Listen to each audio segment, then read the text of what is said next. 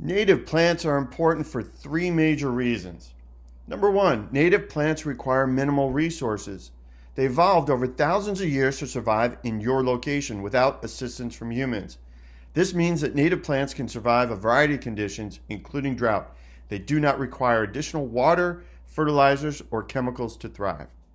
Number two, native plants provide habitats and food for the wildlife essential for human existence.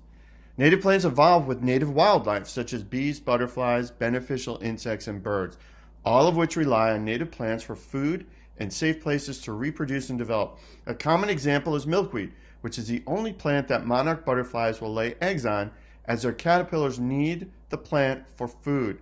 Native plant seeds feed birds, while stalks house native bee larvae. In turn, pollinators are estimated to be responsible for a third of the world's crop production. 3. Native plants preserve biodiversity. Native plants are vital for a healthy ecosystem, and their removal has contributed to the loss of species. Planting native plants is a step to restore your location's original habitat. My Home Park is dedicated to increasing the number of native plants through stunning, pre-designed native gardens, balanced for the needs of pollinators and birds, and delivered to your door. Take a look by clicking the link below to myhomepark.com.